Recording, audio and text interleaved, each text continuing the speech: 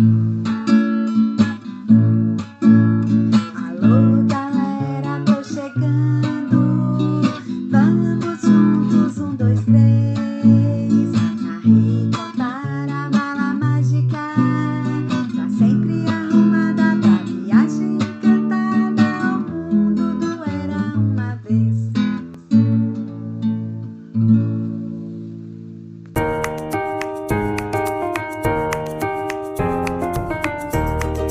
Está entrando no ar o podcast da Ricontar, o programa onde inclusão e diversidade estão sempre na mesma sintonia. Aqui quem fala é Ricardo Albino. Quem gosta de ouvir história, joga o volume lá em cima. Vem, chega pra cá, que é hora da Ricontar. E no episódio de hoje... Albinos ao quadrado. Alô meu povo, olha nós aí de novo. Pessoal, o ano tá chegando no final. E os nossos podcasts na primeira temporada também. Faltam só 3. Na verdade, acho que só 2, porque o da próxima semana vai ser na véspera do meu aniversário. E segundo o meu amigo e editor Pierre André, eu só vou responder as perguntas que os nossos convidados da primeira temporada mandarem pra mim. Que no podcast especial de aniversário eu não vou trabalhar. Então eu só terei esse dessa semana e o último, que vai ser com o Leandro e com a família dele, com a Jane Matos e a Yasmin Bertoldo, pertinho do Natal. Mas o podcast de hoje é com um cara que, assim como eu, se formou em jornalismo, gosta de música, gosta de escrever, gosta de histórias, gosta de fotografia e acha que a inclusão é para todos. A gente é tão parecido no gosto que até o sobrenome a gente tem igual. O Wilson também é albino, mas por incrível que pareça, não é meu parente. Virou meu irmão de coração. E agora no História da História, eu vou contar para vocês como eu conheci esse cara. Agora, no podcast da Ricontar, a história da história. A minha história de amizade com o Wilson Albino Pereira começou assim. O Wilson entrou na faculdade há alguns anos depois de mim.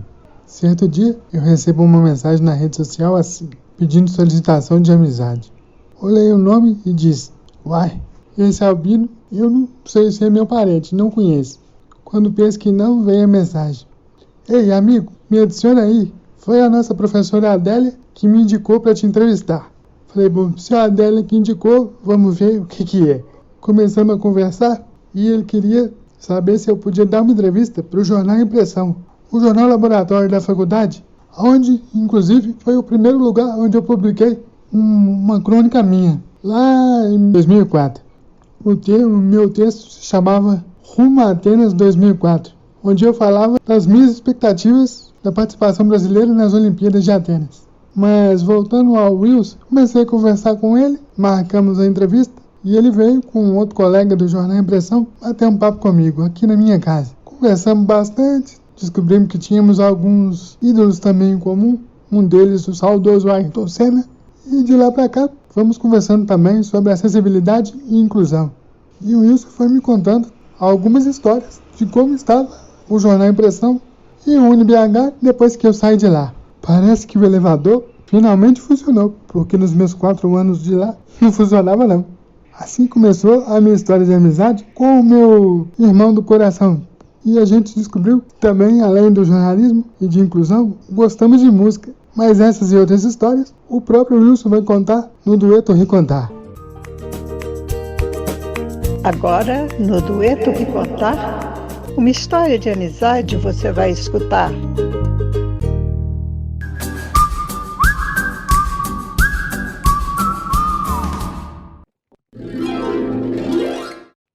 Meu amigo, seja bem-vindo ao podcast Ricontar Histórias. Para começar, se apresenta aí para o pessoal que está nos ouvindo.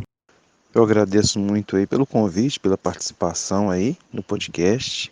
Então vamos lá.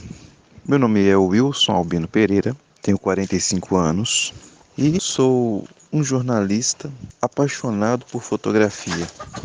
Então eu sou um pouco fotógrafo jornalista e sou um pouco jornalista fotógrafo. Acho que assim eu me defino.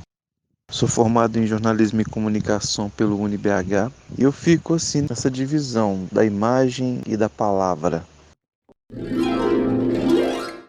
Quando você era criança, você ouvia muitas histórias? Se lembra de alguma história que te marcou? Conta aí pra nós. Quando eu era criança, eu ouvia muitas histórias. Eu cresci uma parte da minha infância, eu acompanhava meus pais, meu pai era vaqueiro, então era muito comum nos finais de tarde, nesses interiores, as pessoas se reunirem para contar histórias, contar causos, né? E eu gostava muito. Nessa época, o lugar onde a gente morava não tinha energia elétrica. E eu ouvia muitos causos. E os causos que mais me impressionavam, as histórias que mais me impressionavam, ou eram as histórias de assombração, ou eram as histórias de valentia, né? Daqueles peões que eram caras brutos mesmo, que às vezes tinham que buscar um gado mais longe, o pessoal se entregava ali naquela missão. Mas tinha uma história de uma fazenda, de uma das fazendas em que meu pai foi vaqueiro. Era uma lenda que tinha de uma antiga moradora, a primeira moradora da fazenda. Eu me recordo até hoje, uma senhora chamada Maria Tomás. E eu, quando criança, ficava assim muito atento aos detalhes. E quando era à noite, eu tinha uma dificuldade muito grande para dormir, porque eu ficava revivendo aqueles momentos na minha imaginação. Então, eles contavam que de tempos em tempos essa senhora que havia morrido na fazenda, ela aparecia e sempre varrendo, né? Ela sempre fazia uma vassoura com folhas de bambu. E sempre que a gente escutava esse chiado, né, das folhas de bambu no chão, era essa dona Maria Tomás, era o nome dela, é que estava varrendo a estrada da fazenda velha. Mas eu me recordo de muitos causos, tudo dessa época. Quando e por que o jornalismo entrou na sua vida? O jornalismo entrou na minha vida, eu deveria ter aí uns 12, 13 anos. Foi quando eu assisti pela primeira vez um programa que se chamava Comando da Madrugada. Ele era apresentado por um cara que até hoje, assim, eu entendo, assim, né, como uma pessoa à parte, que era o Goulart de Andrade. Esse cara se tornou meu ídolo. Então, a partir de um programa que ele fez, que trazia uma coisa, assim, muito violenta, que era umas mortes que tinham acontecido em São Paulo, mas o fato da morte em si não interessava nesse programa. Interessava saber qual era o trabalho exercido por um perito. Depois que se constatava a morte, que a polícia era chamada, o que acontecia com os corpos? Aí o Goulart de Andrade ele desvendava esse tipo de coisa. E eu, ainda criança, eu lembro que eram cenas muito perturbadoras, né? Chocantes, mas ao mesmo tempo apaixonante, porque era um mundo novo para mim. Aí eles levavam uma pessoa pro necrotério, né? Mais pra frente eu vi um programa sobre exumação, o que era. Enfim, o jornalismo entrou na minha vida por isso, por trazer alguns questionamentos que, de uma certa forma, a gente naquela época, né, a gente não encontrava material pra gente fazer pesquisa, não é como hoje. Então, a partir daquele cara, daquele programa, daquele proceder, eu falei assim, olha, eu quero me tornar o que esse cara é, eu quero me tornar um jornalista. Então foi por causa disso que me apaixonei tanto por essa profissão. Eu me lembro demais desse programa, menino. O bordão dele era o famoso "vem comigo" e a gente ia atrás mesmo. Vem comigo! Me lembro bem. Quando eu comecei a entender televisão, o Goulart de Andrade entrava no ar depois do Fausto Silva e o seu famoso Perdidos da Noite. Ô louco, meu! A memória do cara ainda tá boa, apesar dos cabelos brancos, tá vendo, Pierre André? Ô louco, meu! Só isso que eu tenho para dizer, Ricardo Albino. Na nossa área de jornalismo, qual delas mais te agrada? Rádio, TV, escrita ou internet? Ou também a fotografia? Eu sou apaixonado por texto e por imagens. Às vezes a pessoa fala assim que uma imagem vale mais do que 1000 palavras. Realmente, a gente acaba concordando em partes. Mas com 1000 palavras também, meu amigo, você consegue se expressar assim de uma forma que talvez uma imagem não conseguiria, né? Então eu fico nesse meio termo. Eu sou da escrita, mas eu também sou da imagem, da fotografia em si. Então eu não saberia dizer para você assim, de qual você gosta mais. Eu gosto, né, se fosse para eu escolher, eu escolheria o jornal. E o jornal ele traz as duas coisas que eu mais amo, que é a fotografia e o texto.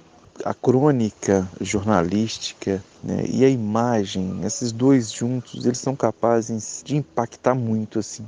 Então, se fosse para eu escolher uma forma, eu gosto do jornal escrito, do jornal impresso.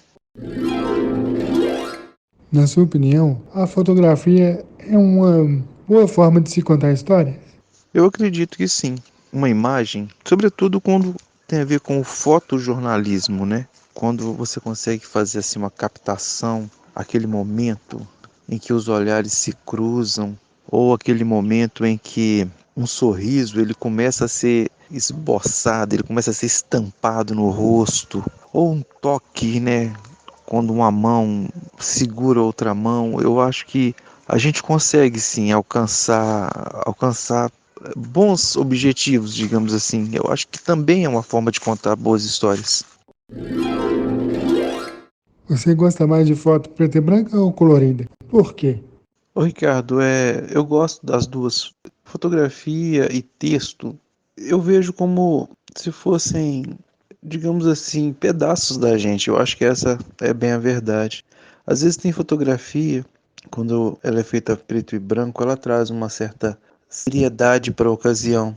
E quando ela é colorida, ela traz muita alegria, muita felicidade, traz o lado lúdico. Mas eu, sinceramente, é difícil assim. Mas eu gosto das duas. Não consigo separar. Eu gosto das duas. Gosto da fotografia colorida e gosto da fotografia preto e branco. Só fazendo um comentário sobre essa resposta da foto preta e branca ou colorida. Eu acho a foto preta e branca uma coisa mais charmosa, diferente. Eu gosto mais do preto e branco e vou falar por quê. Porque a foto preta e branca, a pessoa consegue ver o que está intrínseco no interior, por dentro, principalmente se for foto de pessoas. Acho que o preto e branco mostra o que a gente não está acostumado a olhar por dentro primeiro. Na sua opinião, qual a importância das histórias no processo de inclusão, especialmente das pessoas com deficiência ou com mobilidade reduzida? Eu acho que as histórias elas podem contribuir quando a gente começa a perceber o mundo a partir da visão, a partir da ótica do outro, a partir das experiências do outro. Por exemplo, uma pessoa que é cadeirante, quais são as dificuldades que ela encontra? Quais são os casos parecidos com o dela? Ou quais são os casos que são diferentes do dela? Quais foram as dificuldades que aquela pessoa conseguiu vencer? Quais foram as ajudas que ele teve? Então, a partir do momento que as histórias entram contando casos diferentes de superação ou de dificuldade, eu acho que a partir daí começa-se uma contribuição para quem vive nesse mundo que precisa de mais acessibilidade e muito mais inclusão social. Então, a partir do outro é que a gente começa a se construir e a partir do outro você começa a tornar a coisa mais palpável, digamos assim, já que cada pessoa tem uma dificuldade diferente. Então, a história, ela pode ajudar nisso, nessa reconstrução, nessa ressignificação das coisas. Conta aí pro pessoal que tá nos ouvindo e que acha que a gente é parente por causa do sobrenome, mas nós viramos irmão, foi de coração. Como que você me conheceu? Porque eu formei alguns anos antes de você chegar na faculdade. Essa questão é interessante. As pessoas sempre me perguntam se eu sou irmão do Ricardo Albino, mas na verdade nós somos irmãos sim, de coração, de alma, de mente, de ideais, de profissão. E eu conheci o Ricardo Albino assim, primeiro pela fama. Quem falava nele assim praticamente todas as semanas a gente ouvia alguma pérola. Quem comentava a respeito do Ricardo era uma professora que nós tínhamos em comum, que foi professora do Ricardo Albino em um certo período, depois se tornou também minha professora, que é a professora Adélia. A Adélia sempre falava assim, gente, quando alguém encontrava alguma dificuldade, professora, eu não consegui fazer. Mas não é possível. O Ricardo Albino, que vocês precisam conhecer, que escreve muito bem, ele é cadeirante, ele fez tudo com excelência. E olha que ele tinha dificuldades para enxergar também. Então a gente sempre buscava essa inspiração, falava, poxa vida, se um cara que batalha tanto para chegar aqui na faculdade, né, ele precisa se locomover, ele precisa vir de carro, ele tem certas limitações. Se ele conseguiu e serve de exemplo, então a gente também precisa se esforçar. Então foi assim que eu fiquei sabendo da existência do Ricardo e mais adiante nós fizemos uma entrevista, né, quando eu trabalhava no jornal Impressão. Aliás, acho que o melhor estágio da minha vida foi feito nesse jornal, porque lá as pautas não tinha limite, você podia fazer tudo. Eu sempre buscava questões que tivessem assim a ver com inclusão social. Eu acho muito importante essa questão da gente tentar igualar as coisas, digamos assim, arrumar uma forma de trazer essas pessoas que têm assim uma certa dificuldade para que todo mundo possa desfrutar de todas as coisas boas no mundo, sem limitações. A professora Adélia é uma das nossas convidadas para a segunda temporada do podcast Recontar, que começa, se Deus quiser, em fevereiro. No mês de janeiro, eu vou estar recebendo as entrevistas do pessoal que, por algum motivo, não pôde mandar até a gente terminar nessa primeira temporada. Pode ir mandando aí tranquilo, que a partir de fevereiro a gente começa a colocar no ar. E vai ter cada convidado bacana demais. E a Adélia Barroso, que foi minha professora, foi uma das coordenadoras do curso de jornalismo na minha época e foi minha chefe no estágio no Jornal da Rua e minha orientadora de monografia. Então a gente vai ter muita história para contar, para lembrar daquele tempo de 2002 a 2006. Quanto ao Wilson, depois dessa primeira entrevista que a gente fez, ele fez uma matéria comigo no programa Superar, falando sobre esporte adaptado, e também assistiu a minha apresentação na Semana Nacional de Museus, onde eu contei o conto popular português adaptado, O Diabo Enrolado, na época em homenagem ao Luiz da Câmara Cascudo. E essa eu tenho prova na foto que eu vou mostrar para vocês. O Wilson está comigo. E se alguém falar que o Rick um dia foi um capetinho na vida, ninguém vai poder falar que não. Conta para nós uma situação que tenha te marcado em alguma reportagem, um evento que você foi trabalhar. Teve um tempo, fui contratado para cobrir um evento em uma vila, que eu não vou falar o nome, e eu havia perguntado para a pessoa que me contratou se ela havia conversado com a população, se ela havia conversado com a liderança comunitária e se ela havia conversado com o pessoal do movimento. Quem é do meio sabe muito bem que é o movimento. Ela falou que estava tudo certo, que estava tudo ok, e assim que eu iniciei o trabalho de fotografia e iniciei as entrevistas, né, quando eu mirei a câmera para uma pessoa que eu estava entrevistando, apareceu um cara armado e ele ordenou que eu abaixasse a câmera e que eu pegasse as minhas coisas e saísse dali imediatamente. Então, ajuizado e obediente que sou, falei, perfeitamente. Fui até a pessoa que havia me contratado, falei, tá vendo? Por isso que a gente tem que conversar antes, explicar a situação. Fiquei assim, com um pouco de medo, receoso, porque a violência ela está em todo lugar. Mas no final deu tudo certo, graças a Deus. Mudando de pato para ganso, porque esse negócio de correr risco não é com a gente, vamos falar de outra coisa que a gente gosta muito, de música. Conta aí pra nós como a música entrou na sua vida. E eu sei que você gosta também de tocar um violãozinho. Já arriscou a fazer alguma composição para alguém? Conta aí pra nós. Eu comecei a gostar de música muito novo, né? Porque meu pai tinha um rádio e a gente sempre ouvia os programas musicais que passavam em duas rádios distintas, a Cultura e a Atalaia. Então eu sempre ouvia música brasileira, digamos assim. A partir daí comecei a achar destacado assim o som do violão. Aí meu pai me deu um violão muito antigo, um tonante, antiquíssimo. Eu comecei ali os primeiros acordes ali. E a primeira música que eu me lembro que eu comecei a tocar foi a música do Geraldo Vandré, para não dizer que não falei das flores. Caminhando e cantando e seguindo a canção. Porque na época, assim, eram pouquíssimos acordes, né? Era uma música mais fácil, assim. Mas depois do violão, eu comecei a estudar música mesmo, assim, partitura musical. Estudei durante um ano, estudei sax. Mas depois que eu me casei, as coisas tomaram outros rumos, né? Hoje eu não mexo mais quase com música. Eu fiz uma música só, Ricardo, uma música na época de namoro, mas eu sempre que me lembro dessa música, eu tenho a sensação que eu copiei alguma coisa, mas eu não lembro de onde. Mas eu me recordo de ter feito uma música só, e foi pra minha, na época, namorada, hoje minha esposa. Mas isso há mais de 20 anos, cara. É, bem mais de 20 anos, uns 23 anos mais ou menos. Meu amigo, lá vai outra que me veio aqui na cabeça agora. Se você não fosse jornalista, que outra profissão você seria? Eu acho que, se eu não fosse jornalista, eu acho que uma profissão assim que eu já estudei um pouco sobre e já me identifiquei muito seria assistente social, porque, cara, a gente lida assim com situações muito complexas nas áreas periféricas e eu acho assim que o papel do assistente social ele é de extrema importância. Então eu acho que eu seria um assistente social.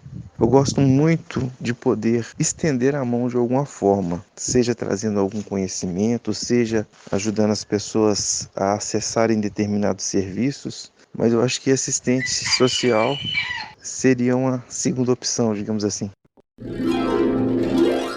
Se você fosse contar a sua própria história num filme ou num livro, qual seria o título dele?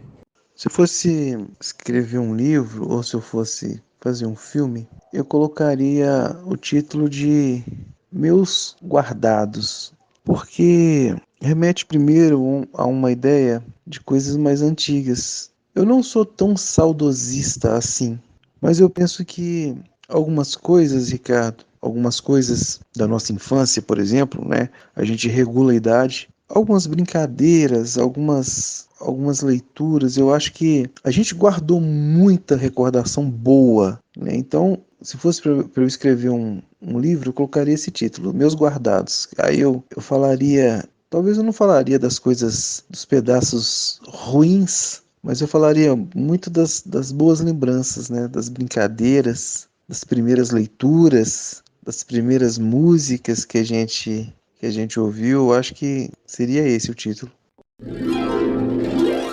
E o que você acha que o Wilson criança diria para o Wilson adulto e vice-versa? Acho que o Wilson criança diria para o Wilson adulto para que prestasse o máximo de atenção possível em tudo que envolve sentimentos humanos, sobretudo os sentimentos alheios. E o inverso, que eu diria para o Wilson criança, eu diria que eu tento sempre encontrar o equilíbrio para que nessa caminhada a gente ajude, né, que a gente alcance as pessoas por meio do coração, para que a gente ajude mais do que atrapalhe. Para terminar, deixa aí os seus contatos para o pessoal conhecer um pouquinho mais da sua carreira, dos seus trabalhos também e te convidar para fazer trabalhos aí. E mais uma vez, muito obrigado pela presença. Ó, quem agradece sou eu pela oportunidade. Eu atualmente trabalho como fotógrafo, faço cobertura de eventos, escrevo também, né? Quem quiser conhecer um pouco mais do meu trabalho, pode olhar lá no Insta, que é @WilsonAlbinoPereira. Se a pessoa quiser que a gente manda alguma matéria, alguma fotografia específica, pode mandar no meu WhatsApp, que é 31 9 8594 0129. Um forte abraço e desejo assim do fundo do meu coração que as pessoas comecem a enxergar as outras não pelas limitações, mas pelas capacidades que aquela pessoa tem e pelos talentos que ela possui também. Hora do plantão. Agora no Ricontar Plantão Imaginário, um jornal líder de audiência aqui na Terra e no mundo da imaginação. Conta aí pro nosso jornalzinho Plantão Imaginário uma manchete que ainda não é real, mas que você gostaria muito que fosse.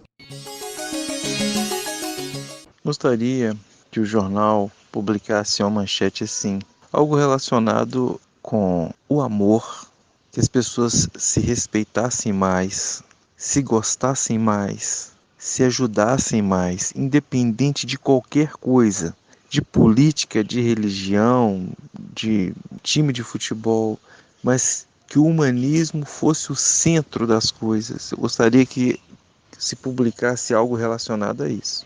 Que as pessoas, a partir de hoje, se gostassem, se amassem e se respeitassem mais, independente de qualquer coisa.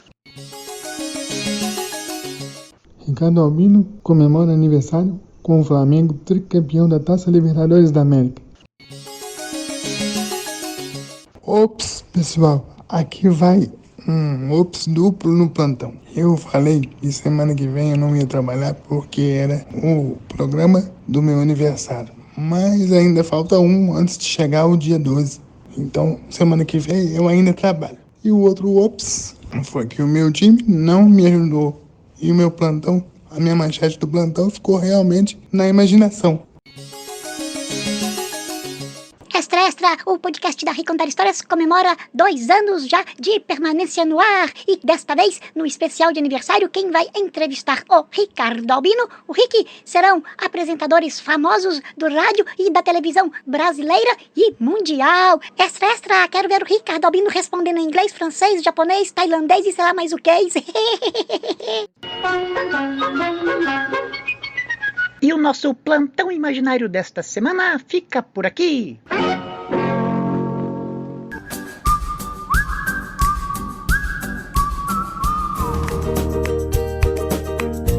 O podcast da Ricontar Histórias tem produção e apresentação de Ricardo Albino, o Rick, locução Daniela Serpa e Clara Albino.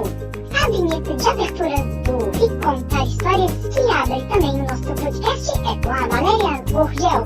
E as indentações sonoras e edições